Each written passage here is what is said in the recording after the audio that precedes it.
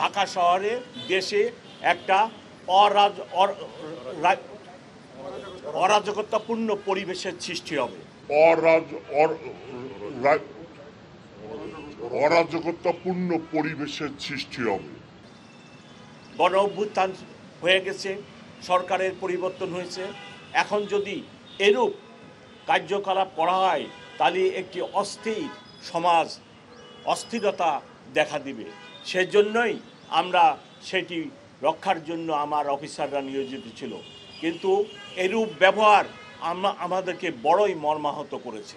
আমরা এরূপ ব্যবহার কোনো শিক্ষিত বুঝবান মানুষের থেকে আশা করি না। আরেকটি বিষয়, গতকালকে রাত্রে আমার একজন অফিসারকে ককটেল মেরে যেভাবে আহত করা হয়েছে, আপনারা প্লিজ এই নিউজ প্রকাশ করেন। আমার নিরপরাধ অফিসার রাস্তা দিয়ে থানার সামনে ছিল, আপনি নিরপরাধ মানুষটিকে এইভাবে ককটেল মেরে আহত করলেন। এতে আমার অফিসারদের মনোভাব নষ্ট হয় এবং পরিণতিতে আমরা সবাই ক্ষতিগ্রস্ত হব। যদি আমার অফিসারদের মনোবল ঠিক না থাকে, আপনারা দেখছেন 5ই আগস্টের পরে আমি নিজে রাত্রে দেখেছি 80 বছরের বৃদ্ধ লোককেও বাঁশের লাঠি নিয়ে মহল্লার মধ্যে মহল্লা পাহারা দিতে হচ্ছে। আমার অফিসারদের মনোবল যদি ভেঙে যায়, তাহলে আপনাদেরকে আবার এই নিজেদেরকে বাঁশের লাঠি নিয়ে বৃদ্ধ লোককেও রাস্তায় নেমে তার বাড়িঘর এর পাহারা দিতে হবে। সো যারা এই ধরনের দুর্বৃত্তায়নের কাজ করতেছেন, ককটেল মেরে আমার লোকের মনোবল ভাঙার জন্য চেষ্টা করতেছেন, প্লিজ তাদের কাছে আমার অনুরোধ, আপনারা এইরূপ কাজটি করবেন না। আসুন আমরা সবাই মিলে চেষ্টা করি নিরাপদ থাকার জন্য, ভালো থাকার জন্য। ঢাকা মেট্রোপলিটন পুলিশ অভ্যুত্থানের পরে অনেক ভঙ্গুর অবস্থায় ছিল। আমাদের অনেক চেষ্টায়, অনেক কষ্টের ফলে ছুটি দিই নিরাপদ শহর, নিরাপদ সাইবার স্পেস এবং নিরাপদ বাংলাদেশ গড়ে তোলার। আমি সাইবার সাপোর্ট সেন্টার ডিএমপির শুভ উদ্বোধন ঘোষণা করছি। আজকে যেহেতু আপনাদেরকে পেলাম, আপনাদের মাধ্যমেই ঢাকা মেট্রোপলিটন পুলিশ ঢাকাবাসীকে বিভিন্ন অনুরোধ করে থাকে।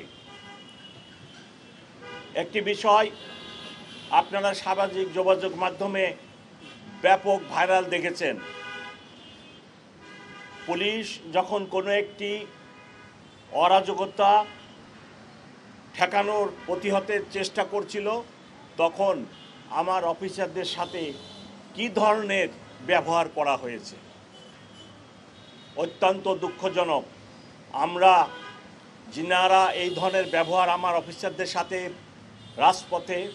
রাস্তায় করেন, আমি তাদেরকে অনুরোধ করব আমার অফিসারদের সাথে আপনারা এহেন আচরণ করবেন না।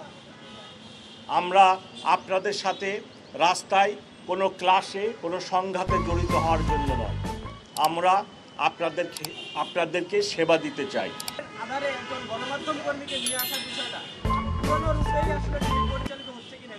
না না না, পুরনো রূপে ফিরে যাওয়ার কোনো সুযোগ নেই।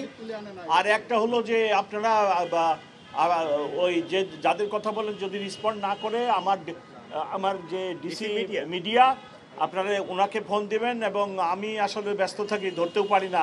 যাই হোক, যদি ওরকম করেও থাকে আই এম সরি, আপনারা ডিসি মিডিয়ার সাথে কথা বলবেন, ও আসলে সব রেসপন্ড করবে। আর আমার একটা প্রশ্ন হচ্ছে,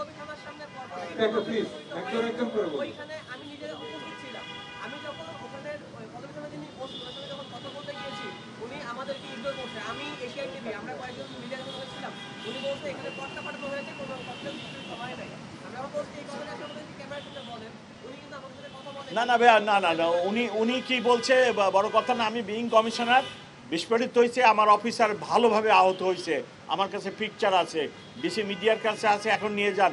আপনারা এই খবরটা প্রকাশ করে সাথে অনুরোধ করেন যারা এই ধরনের কাজ করে তাদেরকে নিবৃত্ত করেন যে ভাই তোমরা এই কাজগুলো করে না, জনগণের উপরেও করে না, পুলিশের উপরেও করে না। আর বেশি কথা বলবো,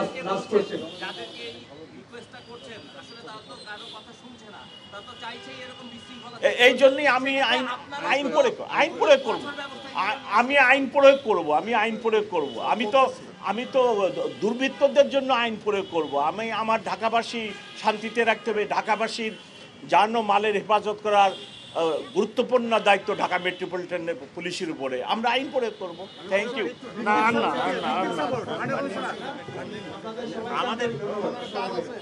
আমাদের ক্রাইম কনফারেন্স আছে, ক্রাইম কনফারেন্স আজকে আছে, আমরা আসলে সময় নাই। ভালো থাকেন।